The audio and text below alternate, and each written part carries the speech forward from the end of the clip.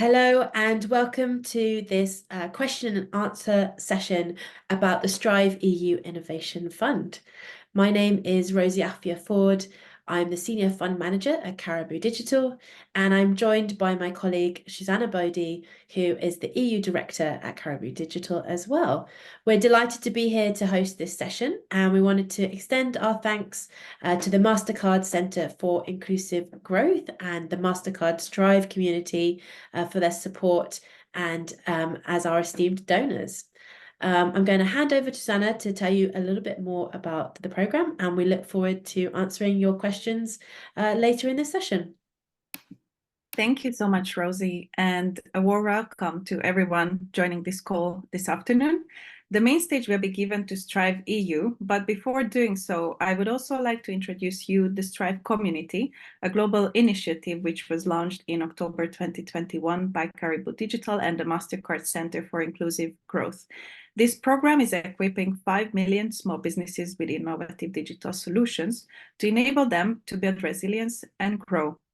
I encourage every participant to check out the Strive community page because you will find very motivating and inspirational projects from all over the world that can be helpful also for your own solutions.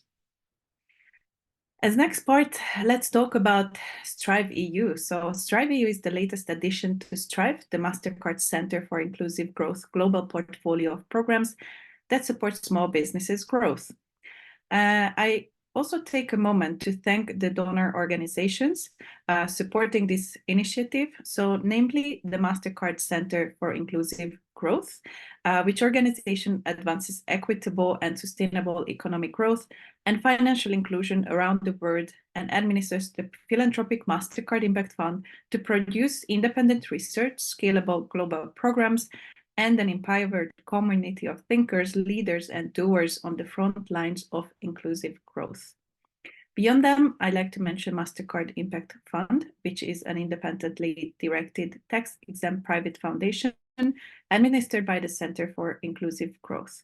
As of December 2022, the fund has committed more than $320 million in grants to 172 organizations. These programs have enabled 5.5 million people and 25 million small businesses in 97 countries to access financial services, tools, and other support. On the implementation side, Caribou Digital, who is providing fund management, learning partnerships, and research advisory measurement services to support organizations worldwide to build more inclusive and ethical digital economies. Caribou Digital is trusted by leading foundations, commercial partners, and agencies that aspire to create a more inclusive and ethical digital world.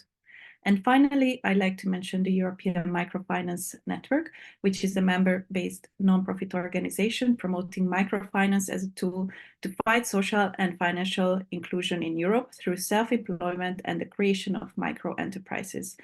For Strive EU, EMN will engage and inform stakeholders about micro and small business perspectives with the objective of giving them a stronger voice in the EU.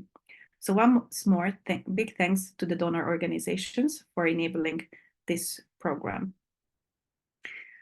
Let's see a little bit more about the European small businesses. So based on the latest research data, close to 23 million businesses, which are paving an important backbone of the 27 EU member states, micro-enterprises play a critical role to economic stability and livelihoods in the EU. Since early 2020, I think most of us can associate the events of this exceptional year. Many of these small companies faced unprecedented financial uncertainty due to rising labor, energy input costs with historical high interest rates. This critical period faced us with both risks and opportunities. And by that, small businesses can demonstrate greater resilience compared to other business segments in the face of emerging challenges such as cybersecurity, embedded finance, and changing environmental sustainability governance regulations. Today, we have the honor also to have with us Payal Dalal, Senior Vice President of Social Impact International Markets at the Mastercard Center for Inclusive Growth from the donor organization. Payal oversees the center's philanthropic investment around the globe. Let's hear Mastercard's commitment in the Strive EU program. Hello, thanks so much for your interest in Strive EU. I'm Payal Dalal, Senior Vice President for Social Impact for International Markets at the Mastercard Center for Inclusive Growth, and we're behind Strive EU. Strive EU is really about ensuring that European small businesses thrive in the digital economy. I think there's lots and lots of opportunities for small businesses to save time and make more money using technology, but we have to be smart about that. And we have to ensure that digital solutions are made for micro and small businesses. I think a lot of the tools that are out there are simply made for large, big corporates or larger businesses. And so I'm so delighted to be announcing the call for proposals for the Strive EU Innovation Fund. We're looking for 4 issue areas. So for innovations to cover 4 specific issue areas. The first is helping small businesses access capital through embedded finance. We all know that access to capital continues to be a pain point for European small businesses. And so finding new ways to use data to de-risk lending to small businesses is incredibly exciting. And we think embedded finance is the future of unleashing access to capital. So that's number 1. The second is the dark side of digital. While more and more micro and small businesses join the digital economy, they're also more vulnerable and exposed to cyber threats and cyber attacks. And so we want to make sure that small businesses are protected and have the cybersecurity they need to operate in the digital economy safely. So that's our second issue area. And we're looking for innovations to help small businesses be more cyber secure and cyber resilient. The third is around helping small businesses in Europe navigate the increasing regulation and consumer preferences around ESG. We know there are new regulations that are coming out that could eventually impact micro and small businesses in Europe. And so we want to help small businesses think about how they respond to this increasing pressure around ESG. And our fourth and final issue area is around Gen AI. We think there's such opportunity for small businesses to save time and make money adopting generative AI. And so we want to see what solutions are available to help small businesses integrate AI into their business practices, how AI can help them be more efficient. So we're really excited about the potential of working with all of you and learning about your new innovations in these 4 areas. Thank you again for your interest. I want to remind you that applications are closed on March 11th. So please, please, please get your applications in. We're delighted of your interest and we look forward to going on this journey with you. Thanks so much. I hope you all got some inspiration from Payal's message. And before we are diving into more in-depth analysis of the 4 thematical areas and also the practical questions around the call, I would just like to spend a moment also to introduce why small businesses are so important within the 27 EU member states. Let's just say from studies as well and statistics that they account for almost 20% of added value and 30% of employment within the EU.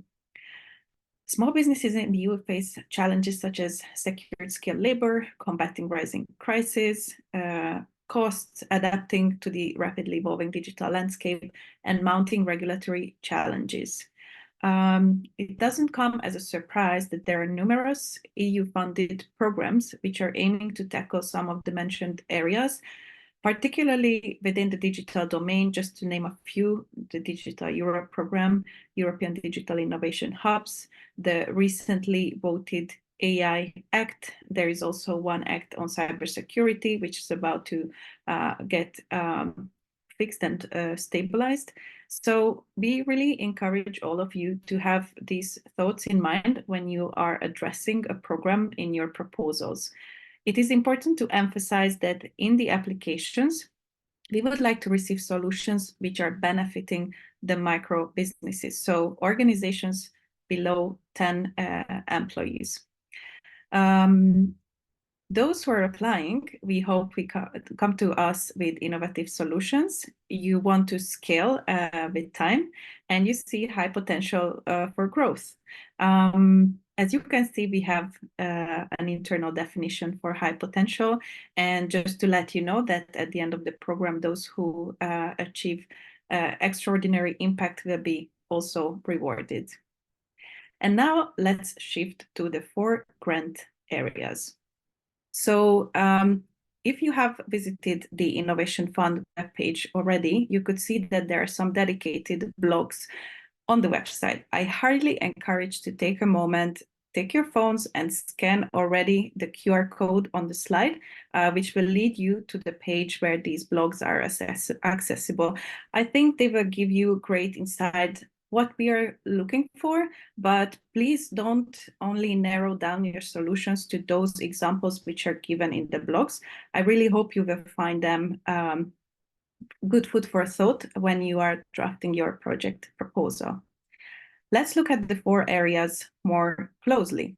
So first, as Paya mentioned already, we would like to see applications unlocking working capital and credit through embedded finance. So here, embedded finance offers businesses a transformative opportunity to unlock working capital and credit, driving operational efficiency, fostering innovation, and fueling growth in today's dynamic business landscape.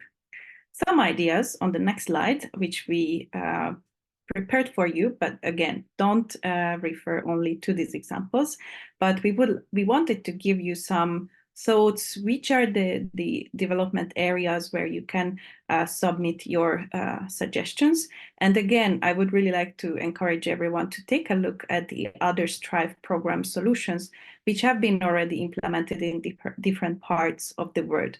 So when it comes to embedded finance, here you can see some examples: invoice financing, helping the transactional solutions, merchant advances, extend credit, improved cash flow management, amongst other data-driven decision-making, which is a cross-field with the AI track, mitigating financial challenges, driving economic growth. So again, just some food for thought.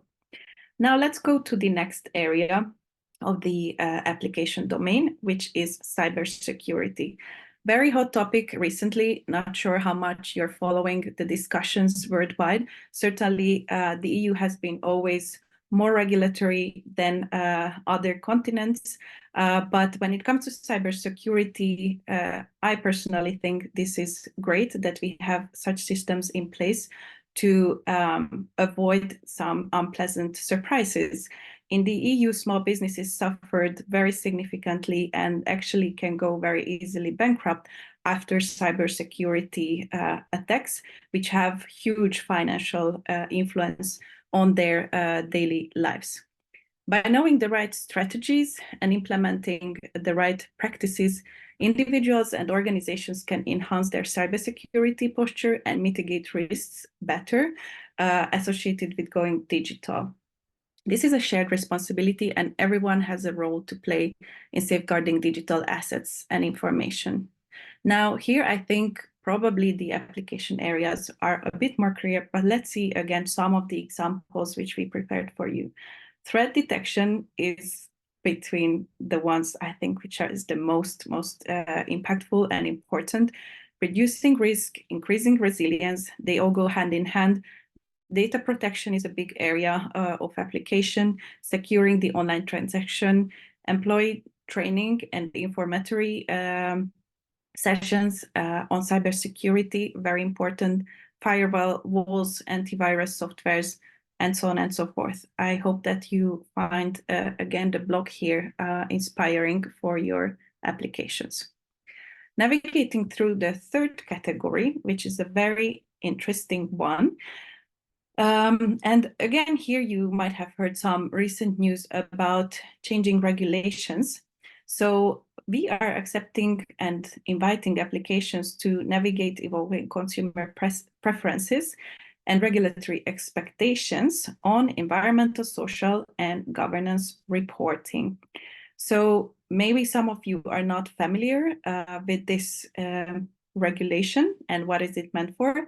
The purpose of the ESG strategy is to ensure that the company has a plan for how to operate in a sustainable and responsible manner, considering that not only financial performance, but also the impact of its activities on society, the environment, and impact those activities have back on their business. So here, again, the idea is to provide right information to the clientele about how each and every micro businesses are addressing these reporting guidelines and also performance. Let's see a look at some of the examples from the ESG areas.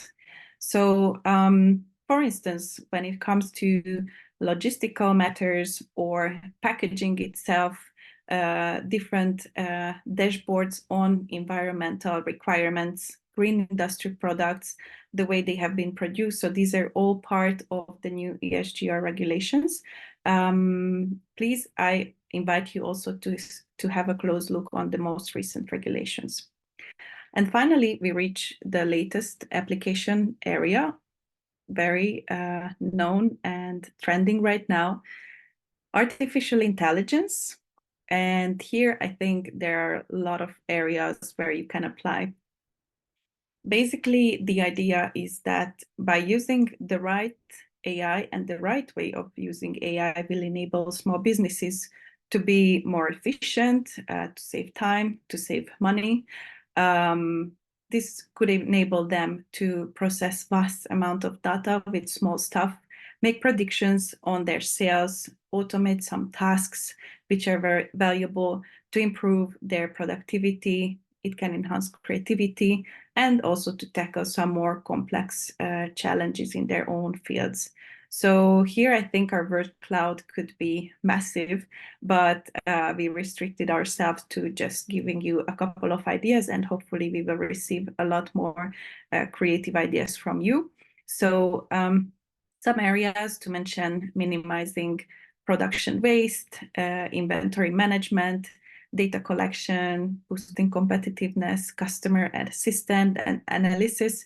So again, these are some examples for you that will hopefully help in your application process. And I think with that, we covered the overall area of the Strive EU Innovation Fund. And now it's time to dig deeper and understand the different criterions and also what this fund is consist of. So I give the floor to Rosie, my colleague, who will guide you through on practical matters. Thank you, Susanna. Great. So what is on offer? Obviously, we are offering grant funding, which is wonderful news. Up to 500,000 euros is on the table. However, you will be asked to submit a request in terms of the funding that you want for this specific project. And any request for funding that above 250,000 euros comes with a matching requirement of 10%. I'll talk more about that in a little bit. So other than grant funding, equity-free funding, what else do we offer?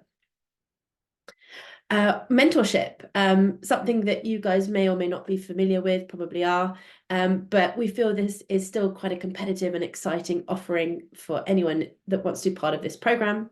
So you've got access to Strive and Mastercard expertise.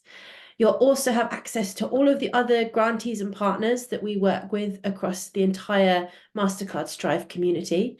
And we run a number of interesting and exciting events where we bring together different cohorts from the various different innovation funds and partner programs that we run. And we also have Mastercard Start Path will be offering some of their resources, for example, access to their pitching workshops and to some of their executive briefings and other deep knowledge on various areas, which is brilliant. And finally, we will be offering a kind of one-on-one mentoring program as well with some of the leading EU business players from across the various EU countries. So hopefully that's exciting. And then finally, coming to visibility, we feel that hopefully this program will give grantees the opportunity to become very visible. And what we mean by that is Mastercard branding and Strive branding, participating in events, networking opportunities, things like that. And we're also very excited to announce that we will be holding our first ever Mastercard Award for Extraordinary Impact. So this is a unique award for the project team and the grantee who have dramatically exceeded their impact targets. So something that will happen probably next year, but another opportunity for kind of profile raising, visibility, and hopefully some of that work that goes on in the background to get more funding and investment into your business. So who is eligible?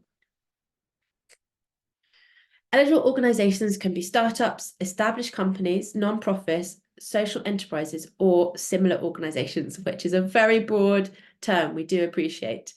However, you must be registered and operational in at least one of the 27 EU markets. That means that if you are not registered and operational in one of these countries, for example, the UK, you are not eligible. And that is partly because we have other programs running in those other countries, for example, the Strive Community Innovation Fund and Strive UK. So this program is really focused on looking and understanding insights from the EU region specifically. I know that can be a bit disappointing to some people, but I hope you understand that we're really excited to work with EU organisations here. And finally, we're looking for organisations that have got at least 1 year's operational experience, and we'll be able to meet our due diligence requirements, which you can find more about in our terms and conditions. I've also put a QR code there for you if you want to go straight to the website and have a look at the longer list. This is the short list, but please do feel free to check out the website and the terms and conditions as well. So in terms of eligible solutions, and when we use the word solutions, we mean innovations and we mean innovation projects. So this is what you're applying for, what the money will be spent on. So you may not currently be working with small businesses, so businesses with fewer than 10 employees, but the project you apply for must. So if you are asking for €500,000 euros, you need to be trying to reach small businesses. That project does also need to be implemented in an EU market, so one of those 27 EU markets. So you have to both be registered there and be implementing that project in an EU market. It doesn't have to be the same market, of course, but it does need to be in the EU. We also have got quite a light requirement here around product definition stage in terms of readiness.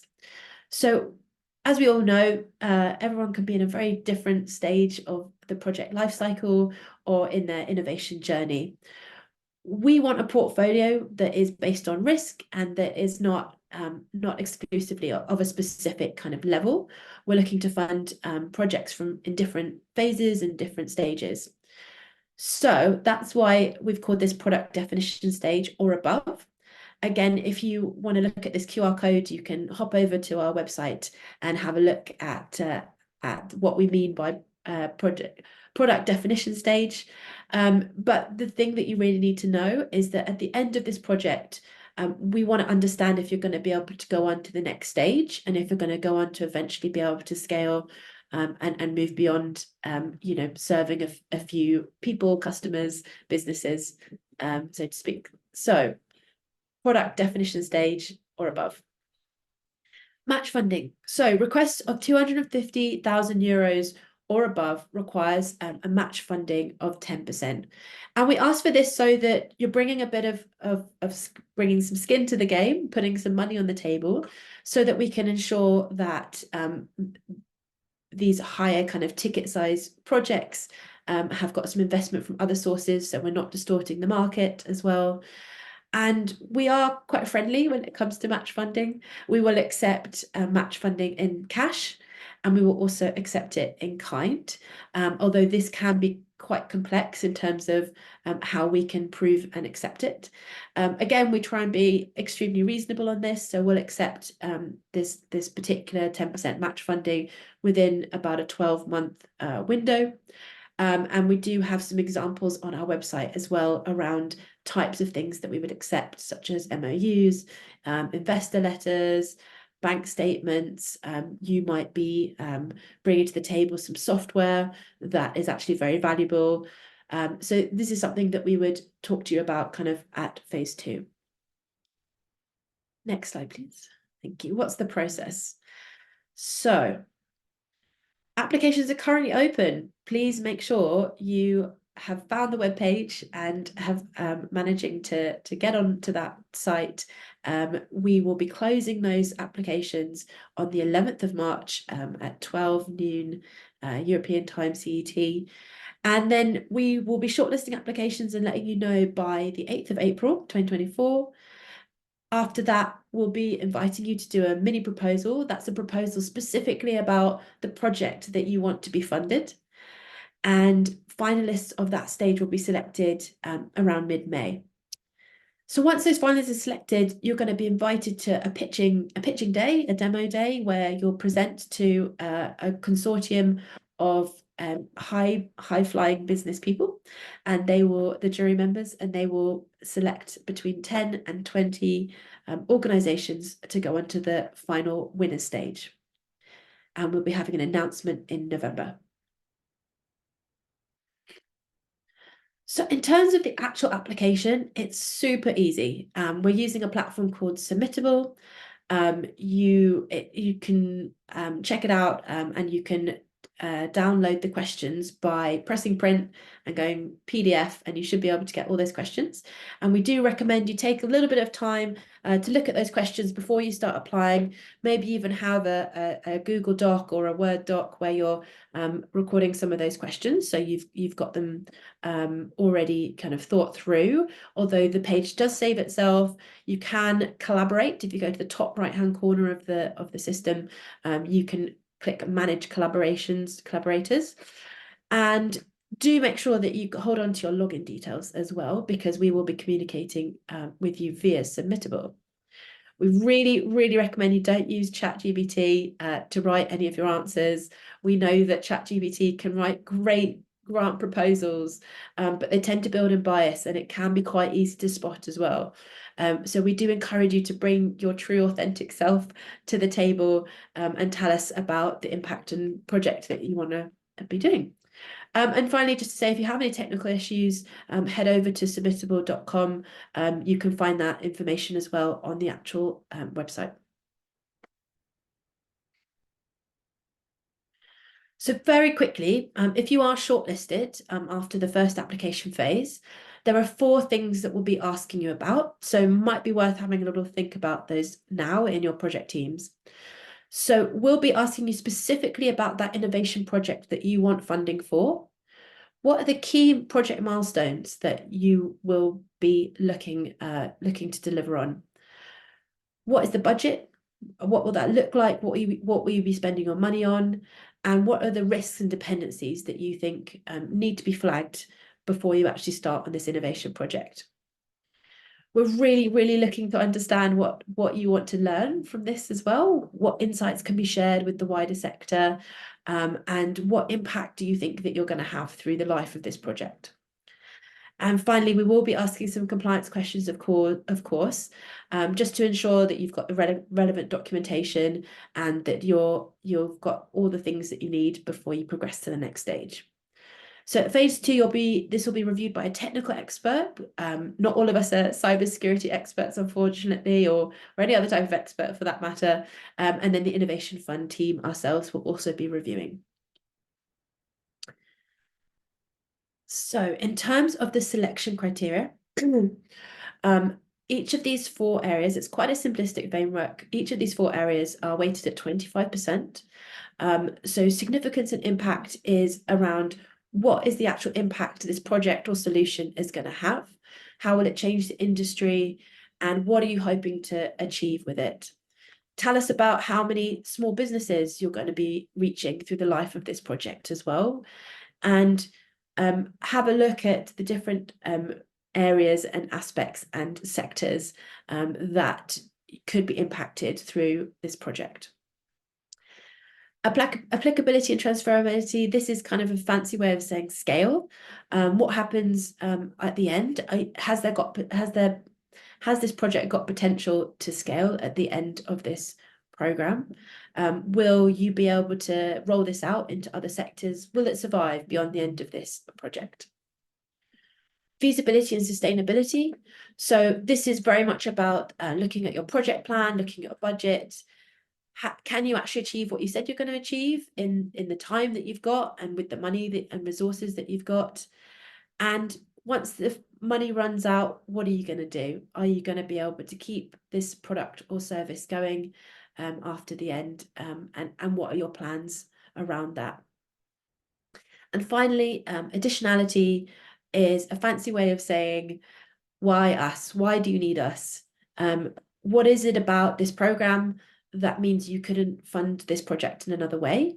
I think if you tell us that you were probably going to run this project no matter what, that wouldn't be a strong example of additionality. We're looking for projects that are not business as usual, and we're looking for opportunities to fund and de-risk innovations that wouldn't otherwise happen. So if you're awarded a grant, of course, we do have some due diligence checks that you will need to go through. We have quite a smooth and clear process. It's really quite friendly, and you'll be working with one of us to go through that process. And then you will be contracting with Caribou Digital. We will make sure to share a draft version of that contract with you prior to going into any sort of pitching stage, so that you can have a look at that and share that with your legal teams or legal friends, and make sure that you're comfortable with that agreement as well. So here are some top tips from me to you on how to get the most out of this application process. So make sure you review the terms and conditions. Make sure you've gone through that entire webpage. It's not too long, but there's lots of really great information on and tips on how to complete the form. Keep it simple. Please, please, please remember, we are not technical experts in all of these areas. The 4 areas are really complex. Deep-rooted expertise will be applied through our technical experts. But make sure you speak in really plain language. Remember that we're going to be reviewing a lot of applications. So to make your application stand out, do keep it as simple as possible. Use bullet points if you can, and don't use any technical language. Talk as much as you can about impact. We're really interested to hear about any areas of inequality that you're looking to address as well with your product or service. If you're looking to reach like female-headed small businesses, if you're looking to address disability issues, if you're looking to look at issues of race and ethnicity in a different way, please do let us know about that. We're really interested, and we really want to understand and learn more about your product or solution and how you are thinking about some of these complex topics in an evolving digital world. Don't forget to explain how you're going to run your innovation project. So as a reminder, this grant money is for a project. So if you've got fantastic project planners and people on your team who are really good at running projects, get their input, get their advice. We want to know a little bit about key milestones, things that are important to you, have you thought about specific risks? Have you thought about dependencies? And have you thought about how far the money is going to go in terms of actually implementing this project?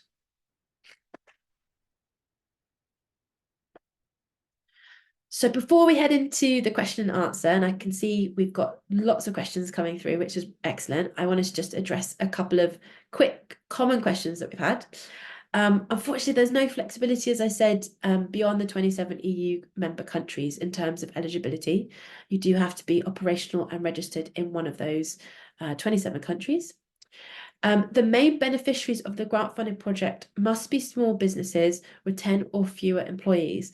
But that doesn't mean today you have to be serving small businesses with 10 or fewer employees. That could be something you want to try and do with this grant money, for example.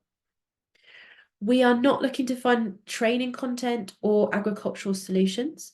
partly because we feel that through the Strive community projects and programs, we've covered that quite extensively. So something to bear in mind as you think about your innovation projects. And we have already set a pitch date for the jury members, and selection will happen on the 26th of June, 2024. So make sure you're available and can actually come to that session. We have an email address below, hello@strivecommunity.org. So feel free to drop us an email if you have a really specific or niche question that we're not able to get to today. And we will make these slides available to anyone that has been on this call or would like to receive those slides. Okay, let's move on to the question and answer section. So I will just pause and have a quick look here. Okay, question 1. Do we consider smallholder farmers as small businesses? I think the answer is probably yes. However, based on the previous comment, we aren't looking to fund agricultural solutions at this stage. So something to bear in mind when you're thinking about your project and your product or service. Can grant funding cover payroll for IT developer and project managers? Yes, we can cover overheads is what we call it. So if you've got a product or service that needs a specific technical person, you can. I would also suggest, though, that you think very carefully about how you present this information, because what we often find is that organizations might hire a really expensive technical person using the grant funding, but then after the life of the grant, they haven't got a plan to keep this very expensive person on the books and funded, and then that service or solution dies. So it's something that we look at perhaps with a closer eye, and something to bear in mind. I will take the next. I will take the next 2 questions because they are very similar, and it's about the eligibility when it comes to reaching out to small businesses in EU countries or not. So the first question, whether the solution have to be already working in an EU country, or can we use the funds to launch in an EU country for the first time?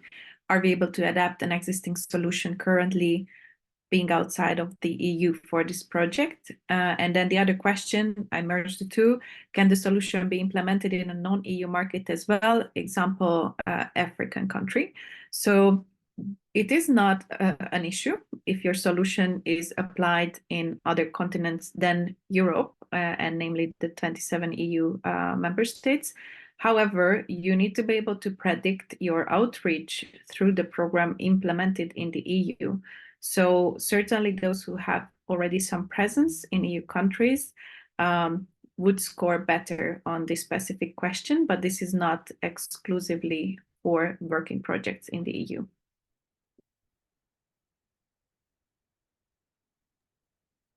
Thanks, Sana. The next question is, what is your definition of 1 year of operations? One company has existed for 9 years, but only with activities outside of the EU.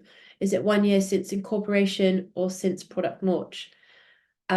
If you are not registered in the EU, you are currently not eligible. But I think to answer your question more broadly, 1 year of operations means 1 year of being registered within the EU and operating within the EU.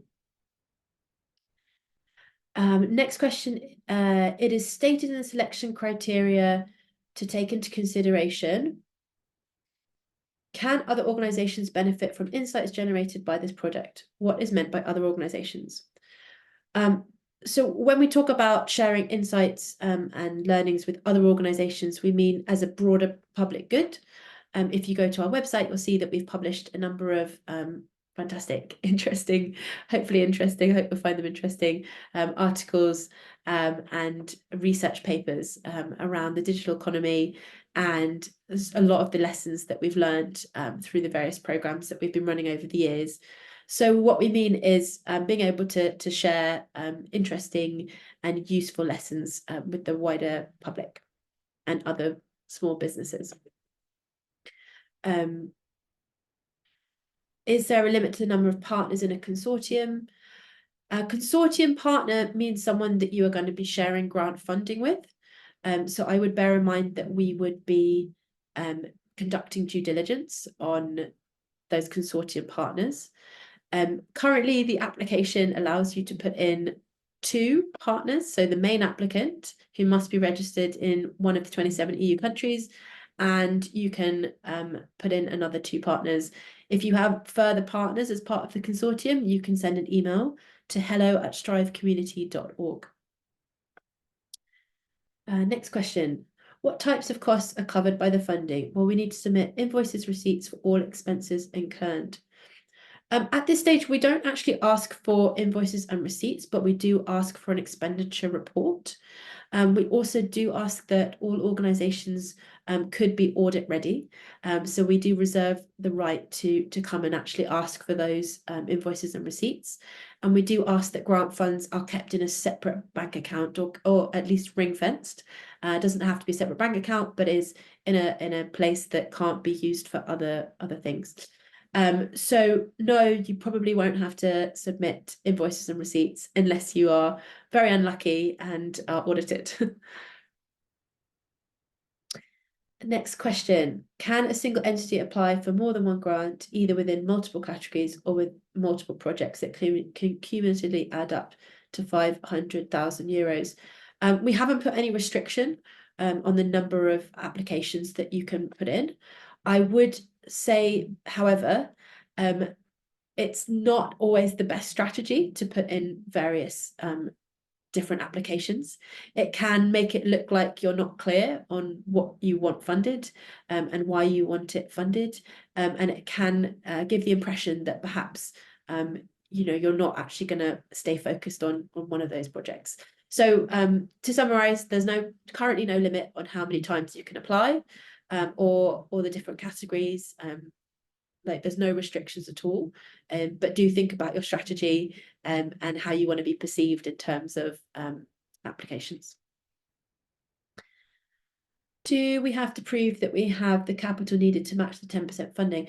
At application stage, no, it's just a tick box. You have to say that you do have that funding. So yes, you will have to think about it. We don't ask you right now to prove that. If you are shortlisted, you will have to provide that evidence and information and provide us with more information. Again, my strong recommendation is when you get to that section of the questions, tell us as much as you can about the match funding. Tell us where it's from. If it's not already in your bank account, when will you get it? What are the sources? Tell us as much as you can, because all of that information will help us in making our decisions. Over to you, Susanna. Yeah, I give you a second break after so many questions. So the next question is about whether the solution needs to focus on micro businesses or can it also focus on mid-size or large companies? Well, if your solution currently is working for mid-size and large companies and you're willing to change the solution so that it benefits micro businesses, then the answer is yes. If your solution exclusively is for mid-size and large companies, then the answer is no. I hope it clarifies. And just once more to mention that by micro small companies, we mean fewer than 10 employees.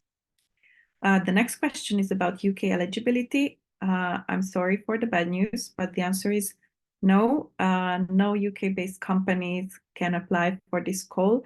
I'd like to mention, though, that there is a specific UK-based Strive program. There is no open call there right now, but I encourage you to have a look at their website so that also you can be up to date when it comes to new opportunities. All right, the next question. Do we have any data or market studies on the EU?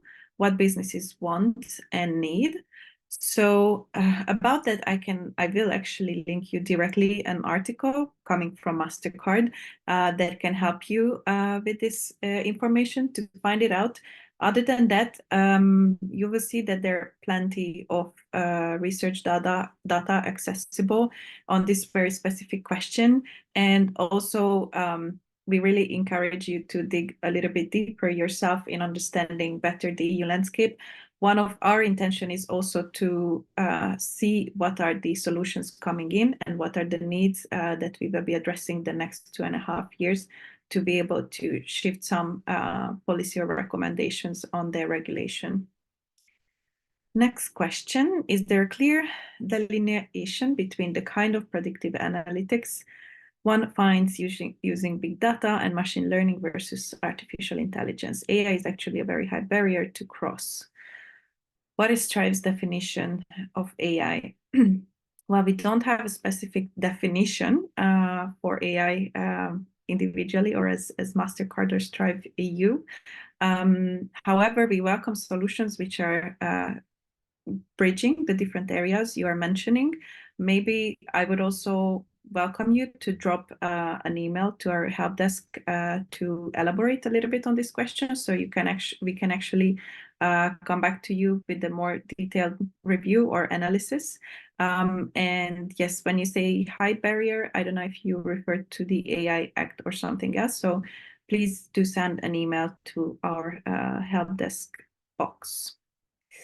All right, next question. If a product is ready for launch but isn't live yet, does this fall within the right level of maturity? Yes. So let me spend 1 minute on this question, probably interesting for you to know. Rosie mentioned that at our terms and references page and even in the FAQ, there is, I would say, a brief, concise explanation on the product definition stages. And basically, we welcome a large variety of solutions that you're submitting. However, it should be beyond ideation stage. So when we say product definition, it means that you have already done some market analysis, you have a marketing plan. You don't have to have a working prototype, but let's say working towards a working prototype. So your solution suggested is perfectly fitting within the criterion level. Next question. Would the expectation be that the businesses would pay for our platform during the grant period and beyond? Okay, I'm not entirely sure I understand fully the question, but basically, if you reach the second stage of your application, we will ask from you a product and project planning, including some of the budget you are associating with different milestones of your project. And there, within the time frame of your program, 12 to 18 months, you need to define what budget you need and what will it be spent for. Now, after the program, your project ends and you manage to fulfill all the stages that you promised, that's where the funding stops, everything will be paid. But then what comes next, it's up to you. At the end of the program, we will also have some actions to put you in touch with investors, but the Strive EU fund is not financing what comes after your program. Okay, I think next question is for Rosie. Thanks, Susanna. The question is, how about small service businesses such as hairdressers and food trucks? Are they eligible? Yes, absolutely, as long as they are small businesses of fewer than 10 employees. Do remember, of course, that our focus areas are cybersecurity, embedded finance, AI, customer and ESG regulation. So as long as you fit within one of those kind of thematic categories, then yes, we would consider them eligible for sure. I also would suggest that you check out the Strive community webpage and also our Medium blogs. We've done a lot of we spent a lot of time and effort trying to tell you a bit about some of the organizations that we've already funded, and some of the examples of other grantees that we funded can be found through those blogs and on the website. So do check those out. Next question. How do we consider leveraging Strive, Mastercard, Caribou capabilities and reach target audience and increase the impact? I think this might be a question kind of about visibility and networking, but please do feel free to message me if I've misunderstood that. So we work hard to try and ensure that our grantees and partners get access to the networks that they tell us that they want to access. So for example, some of our grantees and partners will be participating in the Mastercard annual Inclusive Growth Summit this year.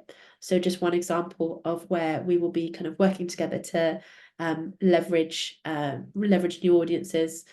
If the question is more about reaching small businesses, please put a note into the chat. That would be great. Do you expect us to focus on any underserved groups, women, refugees, youth, etc.?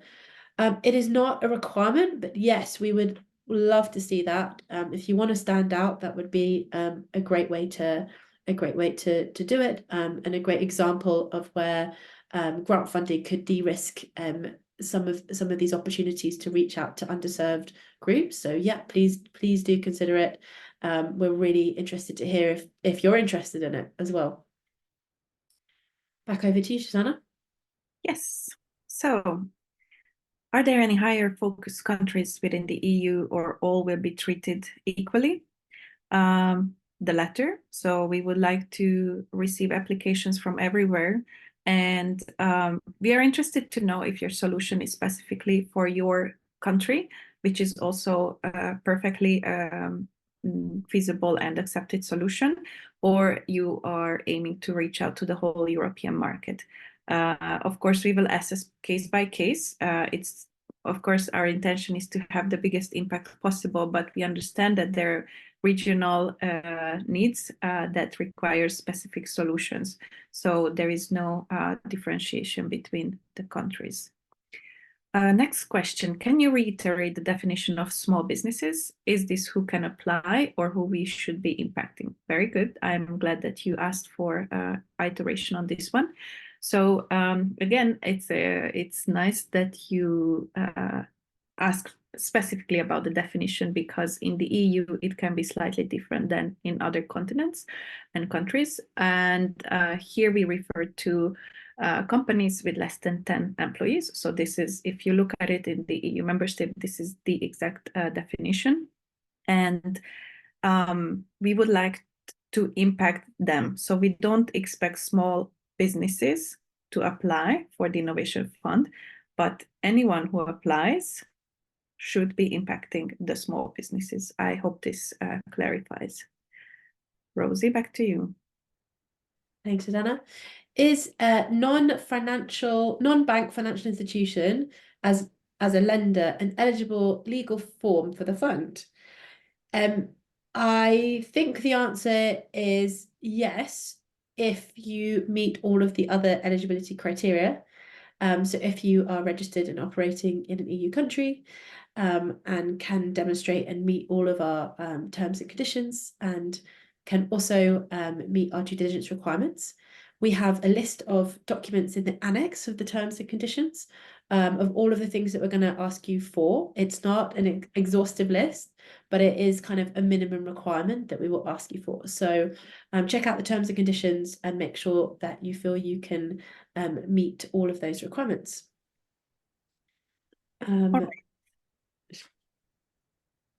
Next question. Does the applicant need to already have the small businesses as customers, or can they be potential new customers with this solution? Yes, they can be new potential customers.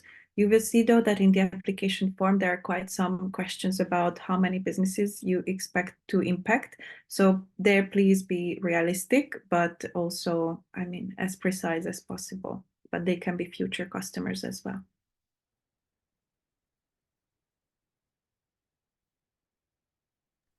I can take this one. Next question is, if our solution can possibly benefit larger organizations and not only smaller businesses, how does this work? Do we restrict the benefits and future use of our solution to small businesses? I would encourage you to, in the process of applying, to focus on those small businesses. And if the project has a bigger scope, explain that and be explicit and clear that you're not just going to reach small businesses. I think we're quite reasonable. We would, if it's a really fantastic idea and a fantastic solution, that would definitely, you know, we want to fund, we would find a way to work with you to ensure that the grant funding would cover small businesses. But yeah, as kind of Susanna has just said, we aren't looking to fund larger businesses generally through this grant project. And then the final question, and we'll let you all go back to your days. Will the whole application be accepted or rejected, or will you consider removing ineligible aspects of it with feedback to us first? That's not something that we've built into our processes right now. We're quite a small team, and we probably won't have the bandwidth or capacity to provide feedback to everyone. We will do our best to provide some feedback at certain stages in the process. We won't be able to invite people to reapply if there are aspects that are ineligible. And again, I would strongly encourage you to check the terms and conditions first before applying to confirm that you are completely eligible, and don't submit if you feel that you are not eligible. We have an eligibility checker as well. So if you click on the website, you'll go straight through to check your eligibility before going into the questions. That's all we've got time for, and please do email us if we didn't get around to your question. Thank you so much for participating, and we hope you will go to our website and apply before the 11th of March. Thank you so much from Susanna and myself. Thank you. Hope to see many of your applications, and you find the email address in the chat. Sorry that we could not go to all the questions, but it shows that there is a lot of interest behind this fund. So hope to encounter you in the next couple of weeks in the form of questions, applications, and hopefully hear your pitch as well. Thank you so much for joining.